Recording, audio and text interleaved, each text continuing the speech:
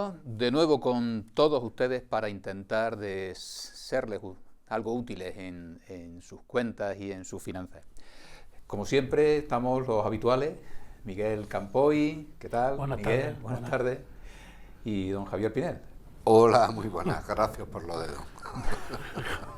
Javier está intermitente. Intermitente, sí. Bueno, pues sin más demora vamos a empezar con el tema inicial.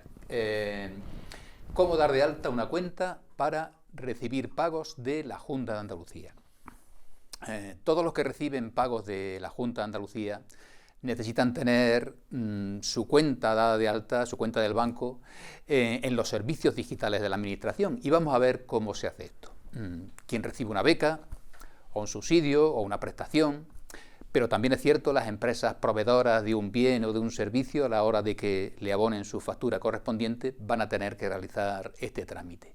Y ese trámite consiste en dar de alta la cuenta donde quieren recibir el dinero en el sistema digital de la Junta de Andalucía. Es lo que se llama dar de alta una cuenta de tercero. Vamos a ver los pasos para hacerlo.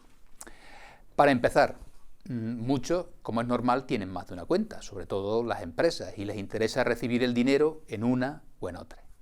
Pues bien, puedes tener dada de alta hasta 5 cuentas, pero tienes que tener marcada una de ellas como principal, que es donde vas a recibir los pagos, aunque es cierto que también puedes cambiarla en cualquier momento.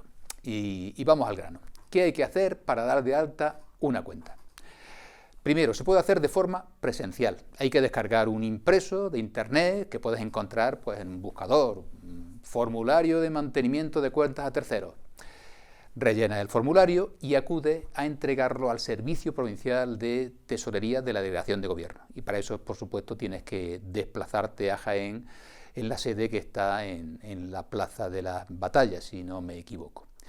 Pero lo normal es hacerlo por internet. Como puedes suponer, aquí ya vas a necesitar un certificado digital y te digo, como antes, tienes que buscar en internet la oficina virtual de la Consejería de Economía, Hacienda y Fondos Europeos, que se llama ahora. La verdad es que es muy sencillo, aunque también es cierto que yo he podido comprobar que la página de la Junta suele dar algún error de acceso frecuente, por lo que vas a tener que insistir hasta que te permita el acceso. Para facilitarte las cosas, a quien necesite hacerlo y esté viendo este programa, voy a dejar en mi página web, sebastianmonuera.com, los enlaces a esos formularios y a esa presentación telemática en la oficina virtual para que no tengas problemas, además de un vídeo explicativo de cómo hacerlo. Y alguno me puede preguntar, ¿necesito algo más? La verdad es que si la Junta te va a hacer algún pago, la transferencia va a ser automática a la cuenta que le hayas indicado. Pero, si es la primera vez que se registra esa cuenta, vas a tener que añadir, junto a la solicitud, un certificado del banco que acredite que eres el titular de la cuenta.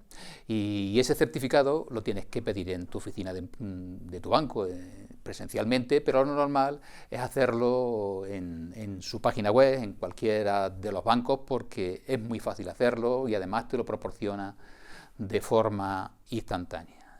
Ya sabes, si tienes que dar de alta alguna cuenta de la Junta de Andalucía para recibir pagos, las instrucciones en este programa.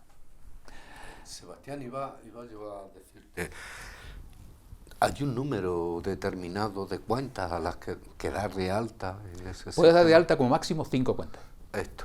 Como máximo 5 cuentas, pero siempre tienes que tener marcada una como preferente, que es claro, la que por defecto se recibe el dinero que a mí me sucedió que, hombre, ya estoy dado de alta. Bueno, vale, estás dado de alta. ¿En qué cuenta? Tal. Rechazado, y las sospechas iban directamente sobre mí. Es que has tecleado mal la cuenta. No. Sí. Y es que se debía a eso. Se pueden producir varios pues dije, que no hayas registrado correctamente la cuenta, porque no hayas mandado el certificado de ser el titular. Por ejemplo. Una posibilidad. Y la otra es que la cuenta preferente la tengas marcada otra. Con lo cual, al intentar hacerlo, pues te va a dar un rechazo. Te va a dar el rechazo. Evidentemente. Eso quería yo. Muy bien. Pero es un procedimiento sencillo, de darla de alta no tiene mucha complicación y es imprescindible, la verdad. Y es imprescindible. Bueno, pues yo voy a hablar de los seguros de decesos que me pregunta la gente por la calle si son buenos, son malos. En los seguros de decesos pertenecen a la historia de España, porque siempre la gente humilde pues siempre piensa en el mañana, y entonces pues procura que si se mueren, que los hijos o las personas que dejan no crearle problemas, ¿no? Entonces pues yo me he dado una vuelta por los países de Europa y también se utiliza esta forma de enterrar, de incinerar. Es decir, que te contratas un seguro y con eso ya te tienes garantizado un poco ese final, ¿no? Bueno, ¿merece la pena contratarlo? Pues económicamente no, porque económicamente te tiras pagando muchísimo tiempo y sí es verdad que te hacen todas las necesidades que van inherentes al fallecimiento de un familiar, que es el traslado del cuerpo, el certificado de defunción, si hay la incineración, pero te tiran 50 años pagando. Y claro, si tú el mismo día del fallecimiento del familiar contratas en una funeraria de las normales que tenemos alrededor nuestro, pues te cuesta a lo mejor un tercio, dos tercios más económico, ¿no? Porque no haces cuentas de lo que estás pagando al año. Pero la verdad es que te da tranquilidad también, que es un factor emocional, porque si tú sabes que tu padre, tu madre, que se va a fallecer porque es ley de vida y tal y cual, el día que fallezca pues estás más tranquilo, porque sabes que no tienes que contratar ni buscar nada, sino que pones de acuerdo con la aseguradora y ellos automáticamente se hacen del pase, que es que el otro día comentando con Javier, un familiar de Javier, que es que te facilitan hasta la pensión. Es que ellos mismos te piden el certificado de defunción en el centro médico y lo llevan al registro civil y te sacan la documentación, y si es la pensión de viudedad te la arreglan en la seguridad. Eso de que es un trabajo exactamente que eso es exactamente que eso cuando muere un familiar pues tampoco está en el cuerpo, sino está nervioso y está sobre todo es un familiar muy querido. Ahí lleva mucha razón, que vamos, yo lo he comprobado varias veces en mi vida, como cualquiera de los que nos oyen. Sí, claro. Cuando te toca a ti la cosa aquella de la que estás hablando, como es a título personal, se queda uno en estado de shock. Un poco esto de no hay peor abogado de uno que uno mismo. Sí. Pues yo lo he visto muy recientemente, como decía Miguel, y unas personas que estaban muy preparadas, muy comprensivas antes de suceder, en el momento del suceso se quedan totalmente a cero, pero a cero. Vamos, me quedé a cero yo, que bueno, sí, también me toca. Más retirado. Efectivamente. Pero es verdad, yo recientemente en el momento luctuoso, mi hermano en Huercalovera, que es el último pueblo de Almería, que hace 350 años eran de la comunidad murciana. Sí. Se independizaron y se metieron para Almería. Y entonces fue allí, cuando yo llegué allí, pues ya lo tenían prácticamente todo controlado, ya te da una tranquilidad. Sí, ya te da, se han profesionalizado muchísimo. Ese sector que utiliza bolsa está funcionando. Lo cierto es que es muy tradicional, sí. Porque yo recuerdo a mis abuelos llegar a su casa cada X tiempo, cada mes, y pasarles el recibo y personalmente y darle... Y llamar a la puerta y decir, ¿quién es? El de los muertos. El de los muertos, era el seguro de los muertos toda la vida, de toda la vida. Sí, después, ¿cómo se llamaba? El ocaso era el que cogió de alguna forma ese ramo, y me parece que lo absorbió Mafre. Que lo tienen un seguro de los préstamos. Después ya hacen casi todos, ¿no? Pero este era de... No, es que es verdad, se ocupan desde la petición, del certificado de defunción, sí, que te lo dan al hospital. El certificado de últimas voluntades, e incluso el trámite de la pensión. Hay una cantidad de gestiones que no es el mejor momento anímico para hacer frente. No, ni estás acostumbrado, y en ese momento, aunque lo hayas oído, se te ha olvidado todo. Sí, entonces bueno, pues las cuotas, pues hay gente que las paga ascendentes, otras descendentes, otras la misma cuota, pero de alguna forma es el sistema de pago que hay. Es verdad que cuando lo tienes que utilizar, pues has pagado muchísimo dinero, en comparación con Miguel, que lo contraté. Pero es que le pasa lo que se dice el común de los seguros, que el mejor dinero tirado es el de seguros, porque cuando no pasa nada, lo has tirado, pero Sí. si pasa... No, claro, y sobre todo el efecto emocional, que porque estás Sí. tranquilo, que ya sabes que lo van a hacer lo mejor posible y a lo mejor te preguntan a ti 4 características que quieres elegir, pero de alguna forma no te molestan y están a tu disposición durante el momento del fuego. Y ahora ya sabéis que se complica la cosa, cuando hay que incinerarlo, lo tienen que transportar a otros sitios donde hay incineración y todo eso, y de alguna forma son temas muy desagradables. Y yo, pues, de alguna forma, ¿qué es lo que aconsejo yo como abogado? Pues que como en todo, cuando vaya a firmar el contrato, que vean las características, las ventajas y las desventajas, ¿no? Yo tenía uno con una compañía de seguro y tenían una cantidad asignada y han gastado todo lo que han tenido que gastar y el resto de dinero se lo han dado a los familiares, concretamente a mí, que era yo el familiar, ¿no? Es decir, que bueno, de alguna forma hay diferentes formas. Sí. Problema que tiene, que si te das de baja, ese dinero lo has perdido. Perdido. Ahí es decir, que si te tiras 10 años y dejas de pagar el seguro, no tiene vuelta atrás. No tiene nada. Estás condenado a seguir hasta el final, para poner un poco de humor. Correcto, sí, no, sí. Las cosas hay que echarle su sal. Sí, bueno, eso de alguna forma, es que la gente me pregunta, ¿y si dejo de pagar porque no puedo? Digo, pierde la cantidad que ha estado depositando, de alguna forma es de ahorro, ¿no? Y parece ser que se van a abrir ahora otras posibilidades que van a dar también como especie de asistencia médica, algún tipo de cosas para ponerlos más actualizados, ¿no? Y parece ser que ya cuando vayan saliendo ya la iremos comentando. Pues sí. A ver si llegan a tiempo. Bueno, Javier. Bueno, yo quería esto que voy a hacer. Javier, como habla de Hacienda, es casi peor que lo que he hablado yo. Esto se queda en nada comparado con Hacienda. No, nada, la verdad. Bueno, yo ahora mismo voy como, no sé si son La Guerra de la Galaxia o El Señor de los Anillos, que hay una trilogía por ahí. Bueno, pues yo traigo una trilogía. La primera parte de esta semana, la segunda después y la tercera después. Tienen conexión. Por cierto, ahora que hablo de trilogía, el otro día estuve en Jaén, hace un tiempo he estado en Jaén, el mes pasado estuve en Jaén, y en un organismo oficial, y una persona a la que no conozco de nada me dio recuerdos para ti, don Sebastián. Venga ya. Sí, señor. Y para usted, don Miguel. En Hacienda. Pero yo no sé si es bueno. y mirando un impreso. Correcto. Les diría, no los conozco. Sí, No, sí. La cuestión es que me chocó porque una persona que no conozco de nada y en Jaén me dice, ¿usted es don tal? Digo, bueno, si me quita el don, sí, soy. Dice, ¿usted sale con de Sebastián Munuera y con don Miguel Campoy? Digo, sí. Dice, hombre, pues déle usted recuerdo. Y aprovecho la circunstancia para darlo. Cuando lo vuelvas a ver. Luego te pondré, el nombre no lo recuerdo, pero la posición que ocupa sí. Allí a las cosas rápidas, en Hacienda a las cosas rápidas. Mejor no verla, ¿no?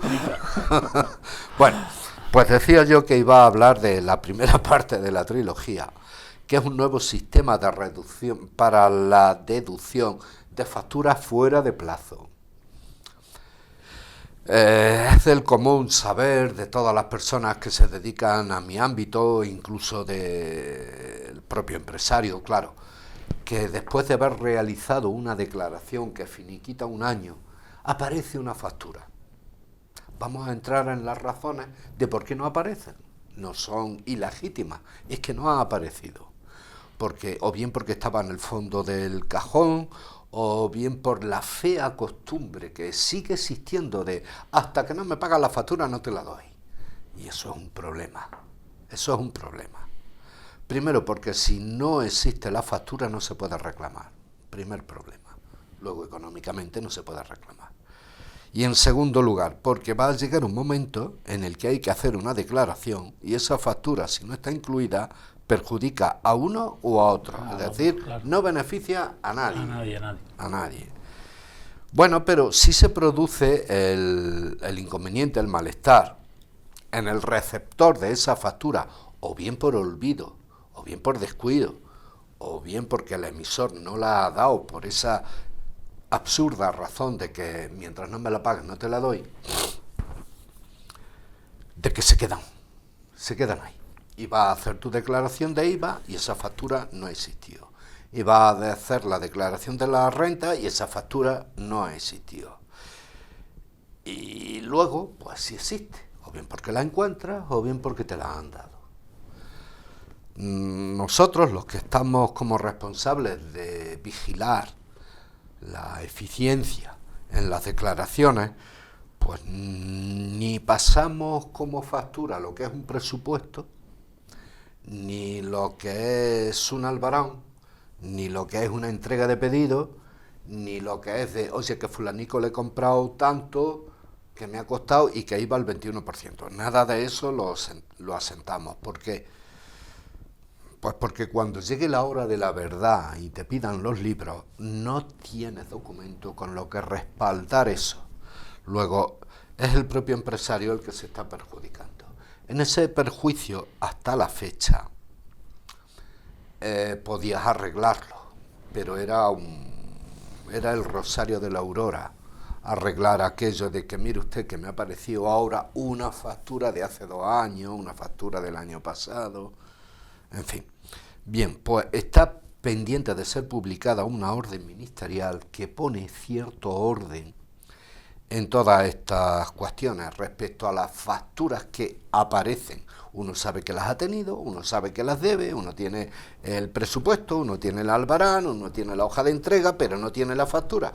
Y como especialmente el IVA, porque en renta todavía con el justificante de pago algo se puede hacer, pero en IVA es imposible porque es un impuesto muy formalista.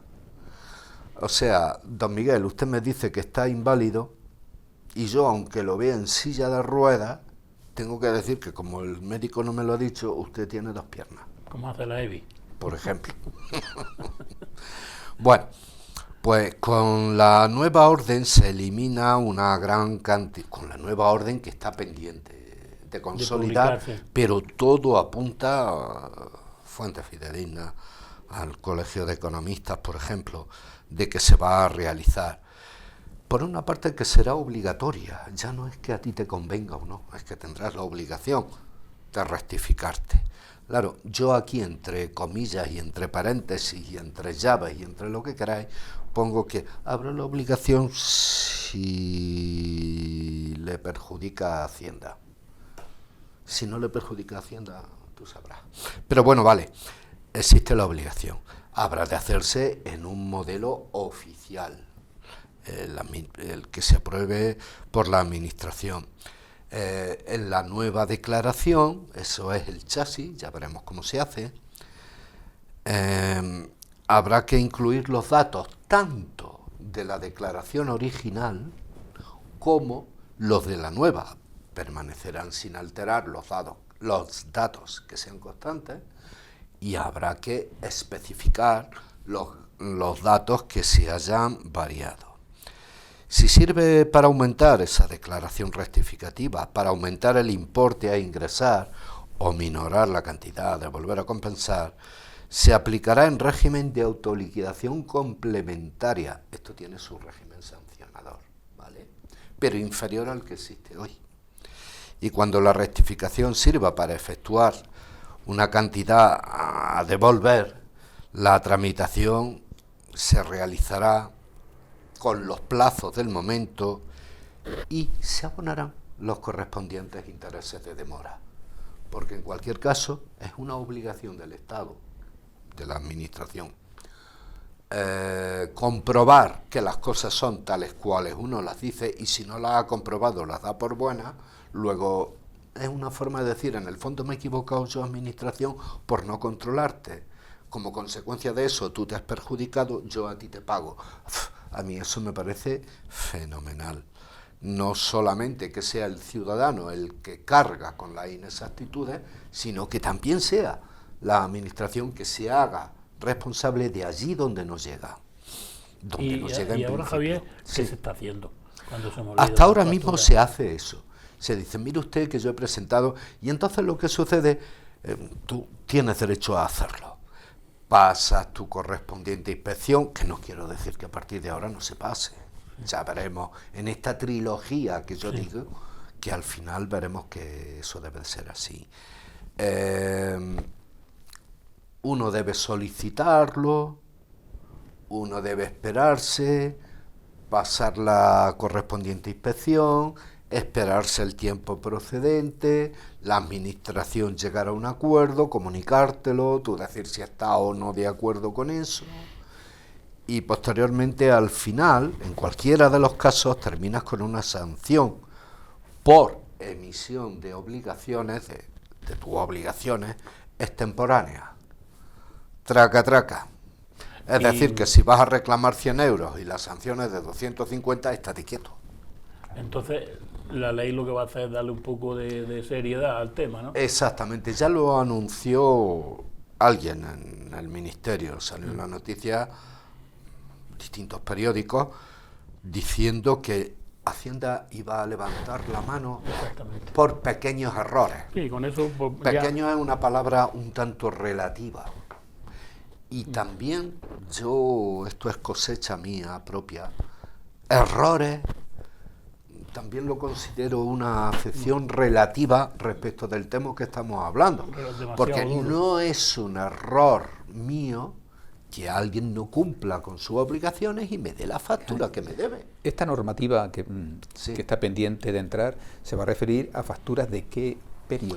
Pues ahí está la cosa, te adelantas un poquito, pero me viene bien en cierto modo. ¿Qué le dan? ¿5 años? No. No, verás. Después desde la fecha y después, ¿no? ¿Os acordáis algo que ha estado sucediendo hasta hace poco? Hasta la ley del sí, creo. Que las leyes que benefician al reo son aplicables de carácter retroactivo. Esta es la cuestión. ¿Qué sucede? Que tenemos un lapso de tiempo. 4 años. Si la administración puede inspeccionarte 4 años, ya sé que son 5. Pero yo cuento 5. Pero es que son 4 años desde el momento final de la presentación en adelante. Claro, el año 2000 no es que prescriban en el 2004, no, prescriben en el 2005, porque la obligación es al año siguiente. Nace, muy bien dicho, en el 2001, luego 1 más 4, 5, ¿vale? Y bueno, aquí así hacer una aclaración que por más lo cuento todas las semanas un par de veces, algunas veces a la misma persona. No las trato de torpes, las trato de que no están en este lenguaje, están en otro distinto. Es el mío, que no es el mío, es el que llevo a consecuencia. Una factura nace en el momento en el que dice factura número de fecha. Esa fecha es clave, porque tenemos 2 impuestos. No es que estén en desacuerdo, es que tienen una reglamentación distinta. Para el IVA tienes hasta 4 años para deducírtelo. Eso es muy común conocerlo. El problema es que la tienes que tener asentada en el año del devengo, palabra mágica, que es el de la fecha de la factura. El de la fecha de la factura. O sea, si la factura es del 23, no la debo sentar en el 24, aunque haya aparecido en el 24, porque la factura es del 23. ¿Que el IVA puedo deducírmelo? Sí.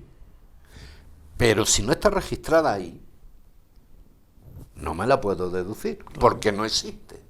Claro. Existe, ¿qué es lo que te decía Miguel antes de que te puedo ver inválido y todo lo que quieras, pero que como no tiene un certificado... El certificado en este caso es que tengo la factura que dice que es del año 23 y por tanto me la puedo decir hasta el 437, hasta el 2027, pero está asentada en el 23. Eso en cuanto al IVA. En cuanto a la renta, lo que sucede es que por la misma ley de la fecha del devengo, la factura solamente es imputable, es decir, concebible como gasto en el año de la emisión. Tengo una factura, por ejemplo, tuya, de 1.000 euros, aprovechando que no hace factura. pero es porque no hace actividad profesional ni empresarial. Pero vamos a suponer que lo hiciese. Me pasa una factura de 1.000 euros. Estamos en el 2004 y la factura tuya es del 2022. ¿Vale? Pues yo no la puedo poner ahora en el 2004, por mucho que haya aparecido ahora. 2024. El 2024. Tengo que sentarla en el 2022, que es cuando la hiciste. No la puse. Y como no la puse, no me la deduje. Para poder deducírmela, tengo que hacerme una rectificativa de aquel año y asentar la factura en ese año. Esto nos lleva hasta el 19, hoy por hoy, hoy por hoy, hasta el 19. Ya según tarde más en salir la orden, pues iremos al 20 actualizando. O a donde los dioses quieran. Porque Hacienda con la fecha hace virguería. Ha visto Sí. al entrenador del Madrid que le reclaman desde 2014. Correcto. Ancelotti, ¿no? ¿Le reclaman de él? Desde el 2014. 2014, pero si eso está prescrito. Le pide- Sí, fiscalmente Pues, sí, pero es que esto ha trascendido al mundo fiscal. le piden 5 años de cárcel. 5 años de cárcel y estamos por- los del Barça, estamos los del Barça más contentos. Esto no tiene arreglo, ¿eh? Ancelotti, ¿cuánto le piden? 1 millón de euros. Sí, es prisión. Y prisión. Madre A mía. 5 años. Normalmente Hacienda no quiere que tú vayas a prisión, quiere cobrar lo que se le corresponde. Y punto. Claro.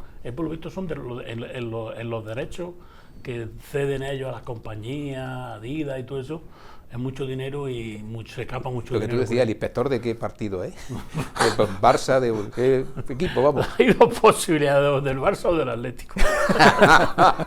Que Rayo no creo. El del Rayo va a ser difícil. Sí. Bueno, pues Bueno, pues esa es la novedad que tenía respecto a las facturas fuera de plazo.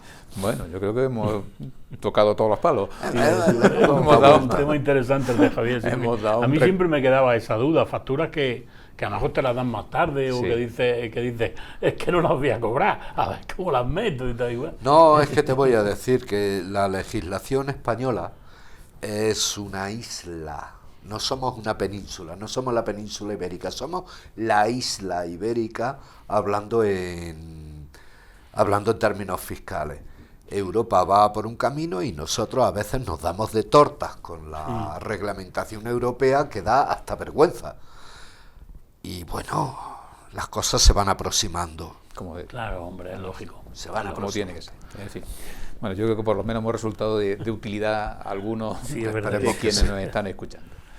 Por eso ya los emplazamos para el próximo programa dentro de una semana.